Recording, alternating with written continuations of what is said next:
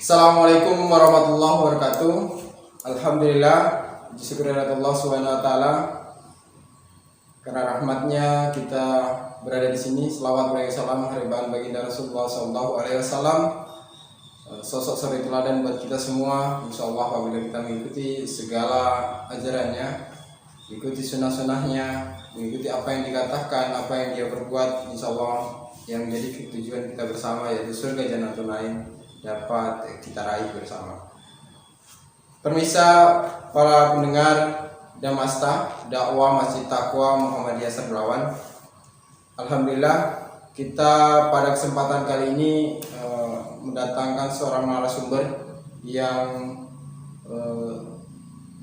kesuksesannya dalam membangun dakwah di pimpinan ranting Muhammadiyah Dolok Maraja. Baik, saya perkenalkan langsung nama beliau adalah Bapak Asmen SPD MM. Beliau lahir di Dolok Hulu 8 Maret 1963. Sudah 59 tahun kurang lebih usianya Pak ya. Tapi semangat berdakwahnya tidak kita ragukan lagi. Kalau kemarin postingan terakhir di grup warga Muhammadiyah pelaksanaan sholat id, pimpinan daerah Muhammadiyah itu sampai ngasih apresiasi luar biasa Pak. Karena kalau kata ketua PDM, ini pelaksanaan sholat id rasa pimpinan wilayah yang melaksanakan. Nah, ini kan luar biasa. Padahal kita tahu Pak, Muhammadiyah ini sering dikait-kaitkan dengan identik dengan Wahabi Pak. Kita lihat di Biren, Aceh Pak, pimpinan ranting atau pimpinan cabang di sana ingin mendirikan masjid Pak, itu dilarang. Artinya ada ketakutan kalau Muhammadiyah hadir di masyarakat. Yang mengherankan di Dolok Maraja justru malah disambut masyarakat. Ini Pak, mohon pencerahannya Pak, kiat-kiat sukses dakwah dalam di masyarakat. Mohon pencerahannya ini Pak. Silakan Pak. Terima kasih. Assalamualaikum warahmatullahi wabarakatuh. Innal hamdalillah asyhadu an la ilaha illallah wahdahu la syarikalah wa asyhadu anna Muhammadan abduhu wa rasuluhu la nabiyya ba'dah. Allahumma sholli ala Muhammad wa ala ali Muhammad. Terima kasih pada pihak pimpinan, katakanlah pimpinan daerah Muhammadiyah Simalungun yang telah mengundang kami dalam rangka yaitu untuk menggali kiat sukses berdakwah. Jadi apa yang kami lakukan dianggap sebagai sesuatu yang sukses dalam berdakwah, khususnya di pimpinan ranting Muhammadiyah Dolok Maraja. Jadi kalau kita lihat firman Allah dalam surat An-Nahl ayat 125, A'udzubillahi minasyaitonirrajim. Ud'u ila sabili rabbika bil hikmah wal mau'izatil hasanah wajadilhum billati hiya ahsan. Inna rabbaka huwa a'lamu biman dhalla an sabilihi wa huwa a'lamu bil muhtadin. Serulah manusia, ajaklah manusia ke jalan Tuhanmu dengan hikmah. Jadi yang pertama, kiat sukses itu untuk berdakwah ini, kita berdakwah dengan hikmah. Ya, dengan hikmah. Jadi kalau hikmah itu saya kira lebih mengarah kepada semua bentuk kegiatan itu kepada kebaikan. Itu dia. Kalau saya artikan secara makna bebas, yaitu berdakwah. Semua dakwah yang kita lakukan itu bentuknya kebaikan. Apapun yang kita lakukan intinya untuk berdakwah. Apapun kebaikan untuk berdakwah. Konteksnya seperti itu. Dan pengajaran yang baik. Ya, jadi kita ajak mereka untuk berbuat baik. Tentu ada hal yang perlu kita pahami terlebih dahulu sebelum mengajak orang. Nah di situ. Jadi pertama seperti yang kita ungkapkan tadi, kita mengajak orang dengan hikmah, bil hikmah. Bil hikmah ini yang kami lakukan, konsepnya tidak menggurui. Oh. Itu kami tidak menggurui, dan kebetulan kami sebagai pimpinan ranting tidak pernah berusaha untuk menggurui tidak. Tapi bagaimana orang merasa mereka itu memperoleh tempat masing-masing, mereka menyuarakan apa yang mereka miliki masing-masing tanpa ragu, tanpa segan. Pokoknya kalau menurut mereka suatu kebaikan, silakan diapresiasi, kemudian silakan diaplikasi dalam kehidupan sehari-hari dan dalam konteks dakwah itu sendiri. Kemudian tidak mendikte. Tidak mendikte. Jadi berhikmah, kemudian tidak Ya, yang pertama tadi tidak menggurui, kan hikmah betul. Tidak mendikte. Ya, biarkan mereka untuk sementara, tapi kita tidak berhenti juga untuk menyampaikan kebenaran. Jadi jangan tiba-tiba langsung ini bid'ah, ini Enggak bisa gitu ya Pak? Konteksnya enggak seperti itu. Dan mereka akan tahu sendiri mana yang dilarang, mana yang tidak. Oh. Itu tahu sendiri. Dan saya tidak pernah mengajarkan, atau kami di sana tidak pernah mengajar dengan mendikte, dengan mengatakan ini salah itu benar, enggak. Tapi kita ada pengajian yang terus kita katakanlah menyampaikan kebenaran itu tanpa merasa mereka digurui. Karena yang kita ketengahkan misalnya kalau malam Jumat itu ada kajian tarji. Jadi tarji yang diketengahkan, silakan diapresiasi masing-masing, silakan kalau mau mendalami silakan langsung ke sumber. Jadi ada ahlinya itu Pak Muhammad Nur Rambe, yang itu baru ada berkaitan dengan akidah, ada tersendiri juga orangnya, itu Pak Sumadi, ya, itu khusus ya yang mendalami akidah. Dan tetap tidak konteksnya tidak pernah menggurui, tapi memperkenalkan saja, kemudian tidak mendikte. Jadi tidak ada paksaan berarti ya Pak? Oh iya, lalu kita tidak menyalahkan siapapun. Baru ada istilah kesetaraan. Oh, kesetaraan. Menarik ya Pak. Nah, jadi kesetaraan. Jadi di masyarakat itu kan berbagai status sosial.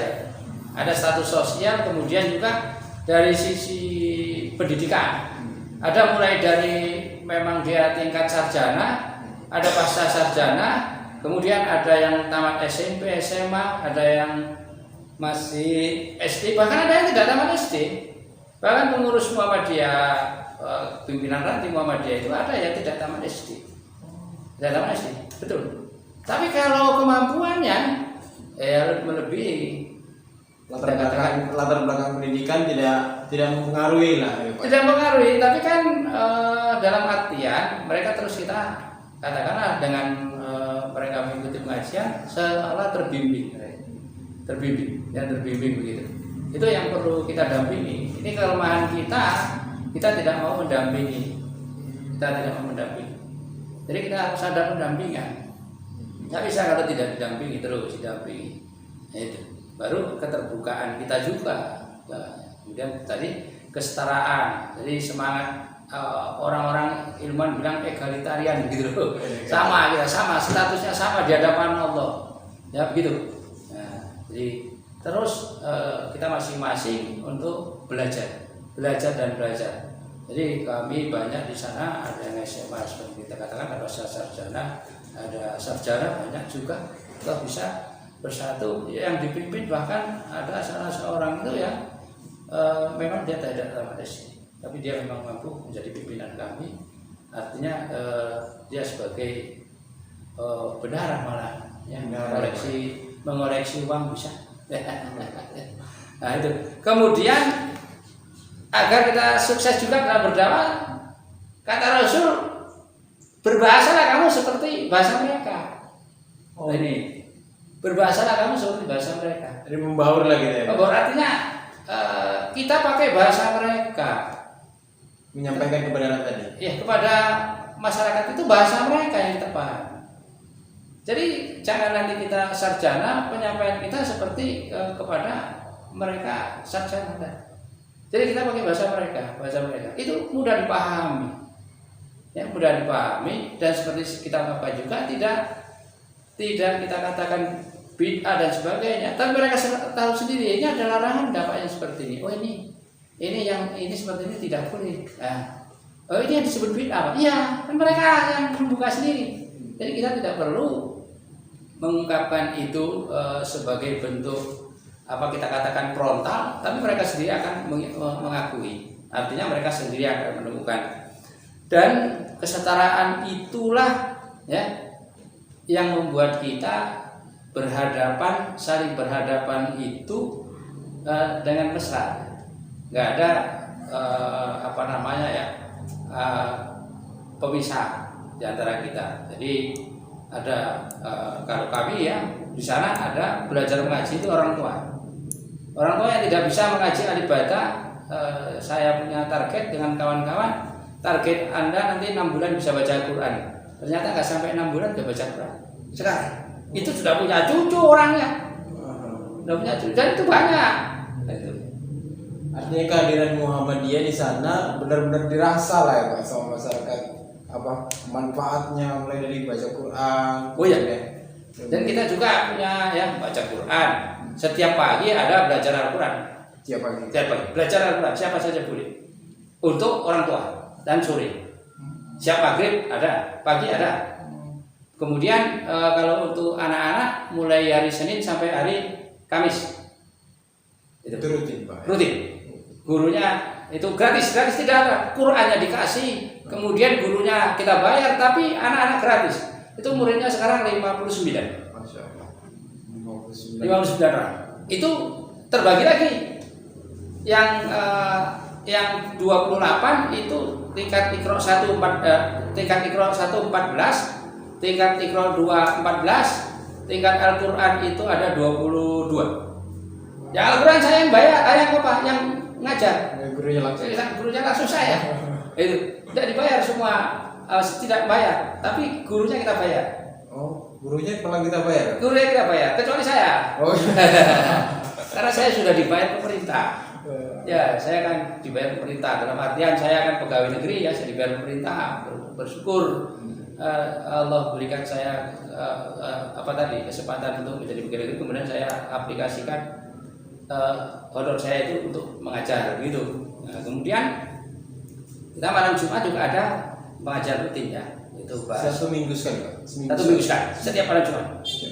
Nah, malam Sabtu ada lagi. Itu remaja. Remaja kita bagi dua, ada namanya remaja masjid, Permata namanya, Persatuan Remaja Masjid Taqwa. Baru ada pendawa, pemuda-pemudi Masjid Taqwa. Nah, itu ada. Itu mereka ngaji. Dan kita katakan, kalian jangan ada yang mau masuk Muhammadiyah, jangan ada yang mau. Malah dilarang. Ya, saya larang. Cukup kami aja. Kami ada 19 orang Muhammadiyah. Kalian jangan masuk ya, jangan coba-coba masuk. Karena masuk Muhammadiyah berat tanggung jawabnya. Lah mana mau daftar aja sampai hari ini. Oh, iya. Malah yang desak-desak minta. Malah dilarang malah masuk ya. Itu strategi. Iya, betul sungguh. Ini saya kenapa lah Bapak nggak bisa? Masa nggak percaya saya nanti bisa lah berbuat baik untuk Muhammadiyah ini? Enggak. Kalau berbuat baik untuk Muhammadiyah itu apa?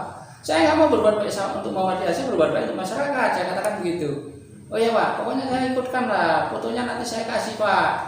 Bayarnya berapa sih katanya? Bukan masalah bayarnya. Nanti kalau dia sudah sudah masuk, takut saya dia merasa terikat kan? Nah saya enggak. Tapi ternyata mereka masuk berdesak, pengen semua, pengen. Malah pengen tahu, penasaran ya? Penasaran. Nah, jadi syaratnya saya katakan ikut pengajian dulu lama.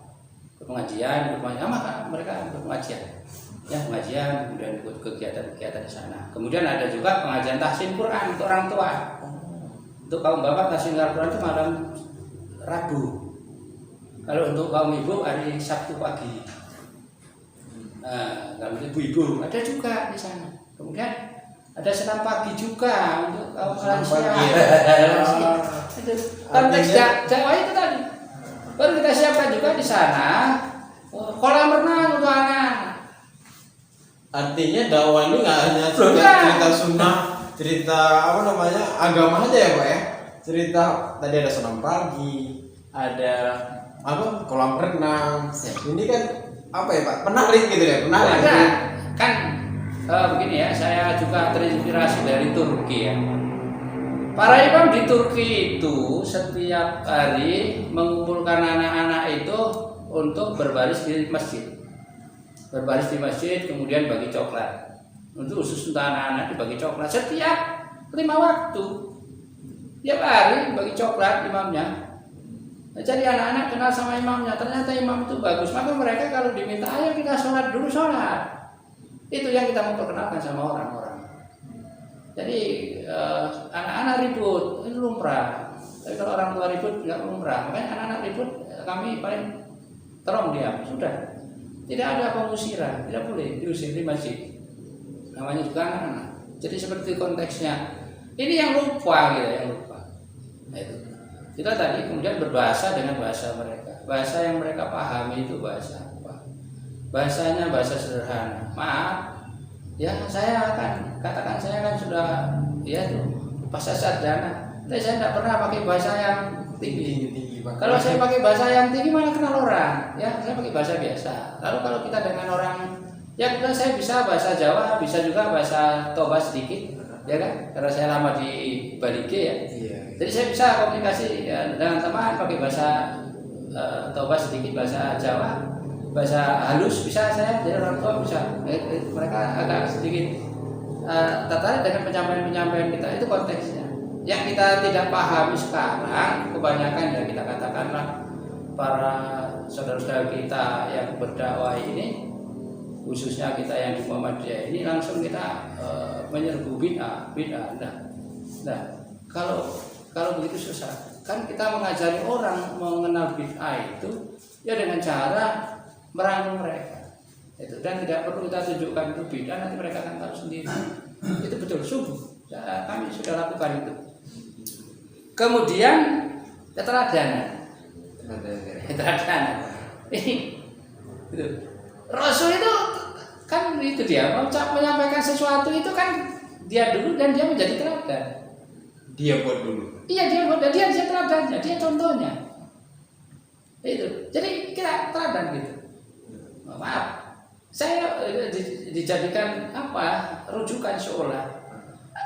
Maka saya agak kebingungan kalau misalnya ada kegiatan yang sedikit saja menyimpang gitu, dalam artian kegiatan adat yang sedikit dia agak menyalah gitu, saya biasanya tidak hadir. Karena nanti Asmin saja hadir begitu. Nah ini jadi saya seolah melegalisasi. Jadi maaf, masyarakat pun udah kenal dengan saya seperti itu. Oh berarti ini bapak itu kurang sepakat itu aja. Dan mereka tidak apa-apa. Tetap bagus komunikasinya Pak. Itu bermasyarakat. Oh iya. Lah kita itu mau memperkenalkan Islam itu kepada orang Islam sendiri. Lah gimana kalau kita tidak bisa berkomunikasi dengan mereka dengan bahasa yang baik? Itu bedanya mungkin. Ya, saya dengan teman-teman yang lain ya kan begitu. Mereka menganggap saya kadang-kadang menyimpang. Ya, kadang-kadang menyimpang menurut mereka. Contoh, kalau pembagian hewan kurban itu, tetangga yang Kristen itu saya kasih. Ada 2 orang di sana Kristen, tetangga itu. Ya kita kasih. Orang-orang protes. Bagaimana kalian mau memperkenalkan Islam yang rahmatan lil alamin itu kalau tidak mereka merasa dirahmati dengan kalian menyembelih lembu baunya seperti ini, gulainya mereka tidak makan, mereka tidak kalian hantar. Kata Rasul, ya kan, tidak dikatakan beriman kalau kamu itu kenyang sementara tetanggamu lapar. Lalu kalau kamu menggulai daging, banyakkan kuahnya, antar tetanggamu. Kan tidak dibilangnya tetangga yang muslim toh. Iya. Yang kafir non muslim pun dikasih. Supaya mereka mengenal Islam itu betul rahmatan lil alamin. Dan itu mendapat tantangan pertama. Sekarang ya enggak. Sudah paham mereka. Oh iya ya begitu. Itu aplikasi daripada hadis itu. Jadi bukan dia hanya diomong tapi dia diaplikasikan dalam praktekkan ya Pak. Iya. Dakwah bil hal ya. Kalau mentoknya di Muhammadiyah itu ada dakwah bil hal langsung. Iya, jadi berbahasa tadi juga sederhana. Bahasa sederhana aja, bahasa sehari-hari aja. Bahasa sehari-hari penampilan kita juga ya biasa-biasa. Yang menurut mereka yang mereka bisa duduk bersama dengan kita.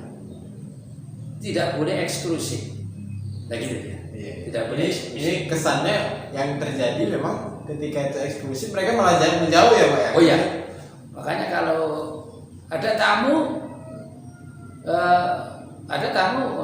langsung mereka nanti nyari pengurus misalnya, nggak tahu mereka yang mana pengurusnya karena sudah tahu kan, nggak ada yang eksklusif. Imamnya nggak eksklusif juga. Gitu.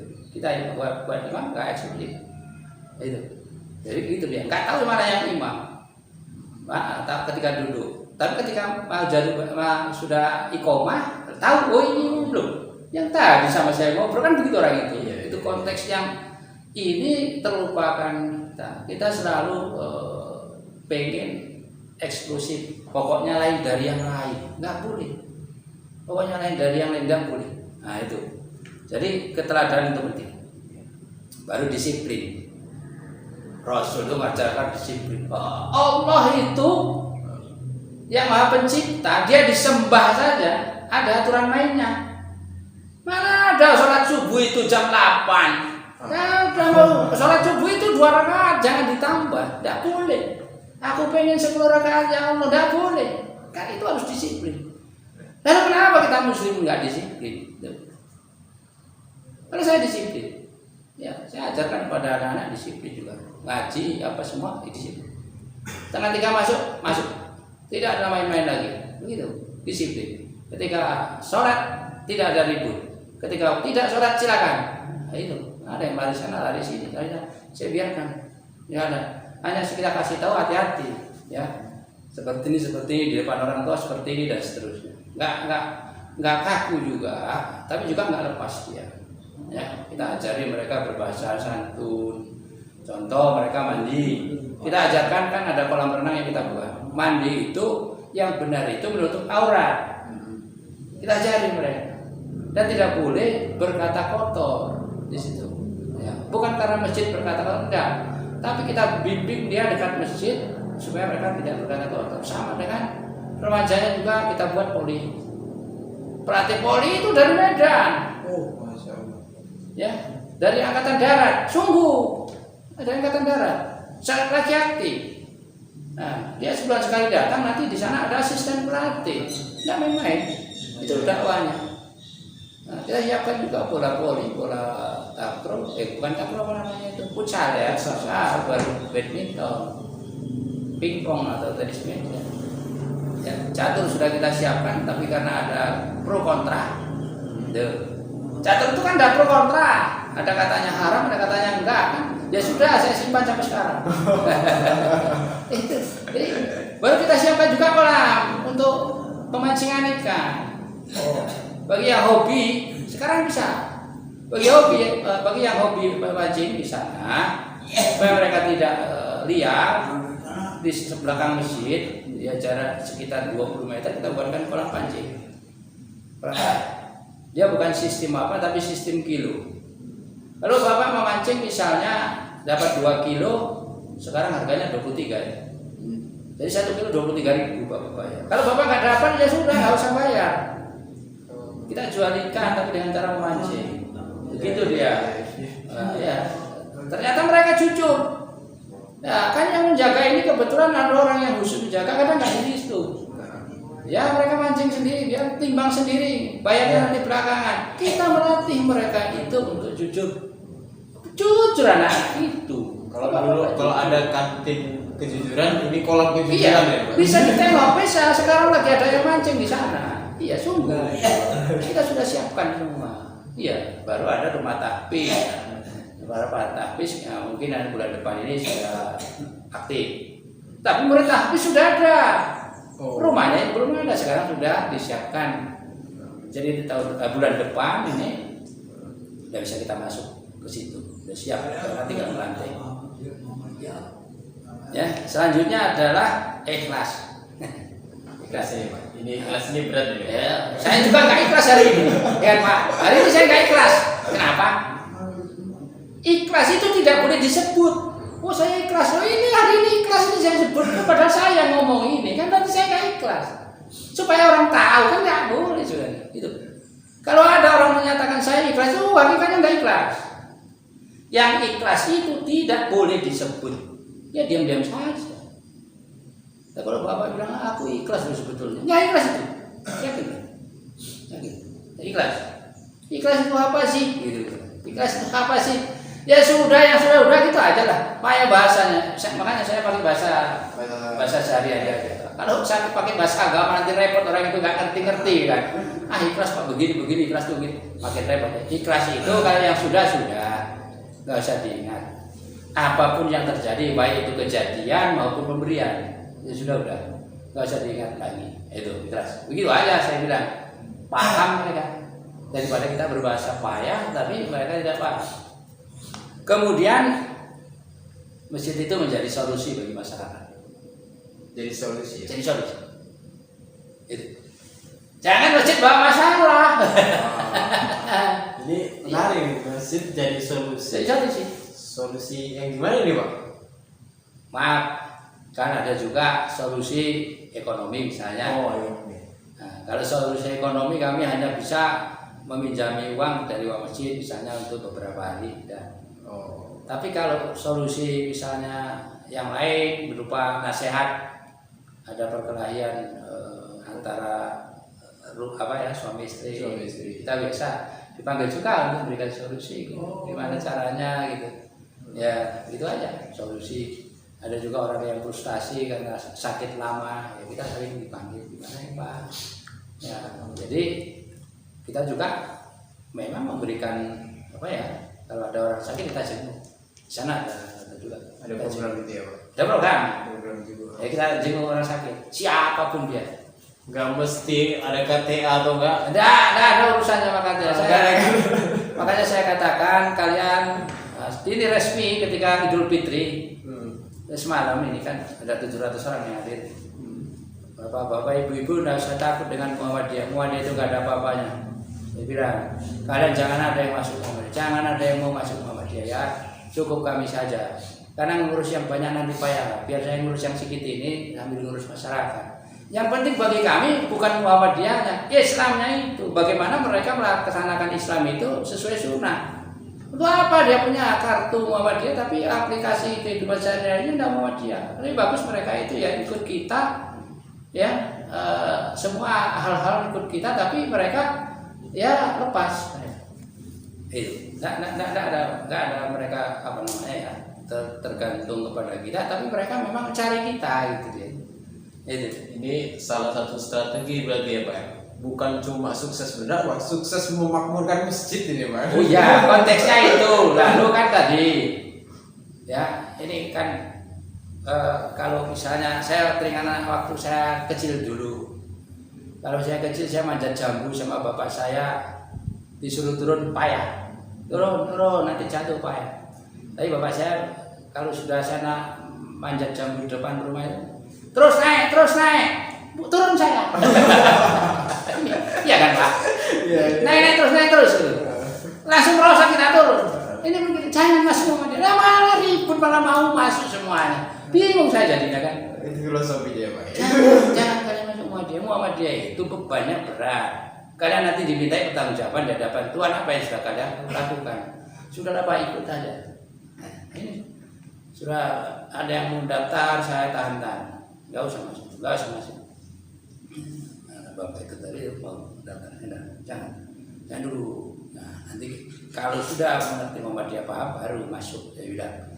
Ya, padahal itu strategi semua. Iya, kita pakai strategi semua. Kemudian menghargai perbedaan yang ada. Ini yang apa? Iya, kan. Ini ada yang apa ya di Indonesia ini. Pokoknya berbeda itu senang. Aneh ini di Indonesia ini. Keakuan gitu. Ya, pokoknya beda gitu. Saya dengan para teman-teman di sana ya gitu ya. Ada perbedaan itu ya biar aja dulu. Dan mereka akan menyesuaikan diri sendiri ketika kita memang konsisten dengan yang kita punya.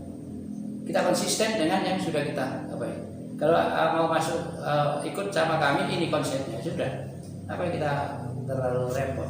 Nah, jadi kita konsisten dengan itu mereka akan itu dia. Jadi nggak usah kita memperbesar perbedaannya sudah. Beda itu beda, sudah pasti beda. Kita beda. Nah, suami istri kan beda. Kalau ada suami istri sama itu namanya homoseks atau lesbian. Sama. Iya, Itu iya. karena perbedaan itu. Perbedaan jadi satu. Iya, begitu dia. Jadi itu semua strategi semua. Ya, jadi kalau nanti kan ada tadi laporan tadi ya, temanya sama. Ada kelemahan-kelemahan itu ada yang disengaja. Contoh, kalau lebaran haji kami makan lontong ya. Kalau lebaran apa ini Idul Fitri kami makan lemang. Lemang itu nggak pernah disiapkan penuh, nggak pernah. Kita sudah tahu orangnya itu 700, kita siapkan itu 400. Itu Strategi apa lagi? ya ini strateginya supaya bilang, oh kurang, mau berapapun kurang sama kalian kan gitu dia, makin banyak orang dia, itu strategi semua ya. Kebetulan saya memang belajar seperti itu ya, saya belajar bagaimana manage masyarakat ini ya, itu dia. Jadi ada strategi yang kita siapkan kemarin 350, orangnya 700, padahal kita tahu orangnya pasti 700 lebih.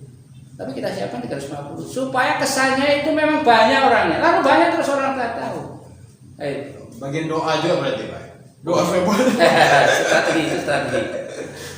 Kemudian berdoa untuk keselamatan semua. Doakan. Tahajud kita doakan. Gitu. Doakan. Iya. Senjata pamungkas namanya. Iya. Susah saya ngomongnya ya. Doakan. Maaf ya. Ketika saya umroh, beliau juga sama saya umroh. Di depan Ka'bah saya adukan jamaah itu satu persatu. Saya bisa hafal satu kampung itu. Lebih itu 500 orang saya doakan di depan Ka'bah satu persatu. Saya sebutin namanya. Itu strategi saya. Itu dia. Saya doakan satu persatu, ya Allah. Mereka adalah hamba. Mungkin mereka hari ini belum berrezeki. Panggil kemari dengan acara apapun kau panggil. Dan mereka yang memusuhi memusuhi masjidmu. Ya. Ketika masjid itu benar untuk melakukan kebaikan kepadamu, panggil mereka. Sampai sekarang tangannya mau dikasih ke kita. Iya. Itu strategi. Doa itu merupakan bukan senjata utama. Ya senjata utama itu doa bagi orang mukmin. Itu perbedaan kita sama orang lain. Kita kan berdoa dulu baru bekerja. Kan bismillah dulu baru bekerja. Iya. Jangan bekerja taklok baru bismillah. Terbalik. Ini orang katanya sudah mentok baru berdoa. Salah itu. Udah ikhtiar dulu baru tawakal. Oh iya. Penempatan yang salah, ya kan? Itu. Jadi orang yang kurang sepaham dengan kita doakan supaya Allah memberikan keterbukaan. Dan kalau kita yang salah, justru kita juga dibukakan Allah. Kan belum tentu yang kita punya benar semua. Iya. Artinya pemahaman kita juga kan terbatas ya, sesuai dengan pengalaman. Begitu. Ya kalau saya akan mempelajari Islam ini kan di samping saya berguru, tapi kan secara khusus saya tidak ada. Saya kan guru matematika saya. Guru matematika saya orang saya guru agama sampai hari ini, gitu lah. Dan mereka tidak tahu, ya. Nah, jadi konsep itulah yang perlu kita tularkan kepada kita semua. Melakukan kebaikan itu tidak perlu penghargaan dari orang lain, gitu. Tidak perlu. Aku sudah berbuat baik, nggak ada penghargaan, nggak ada dihargai semua.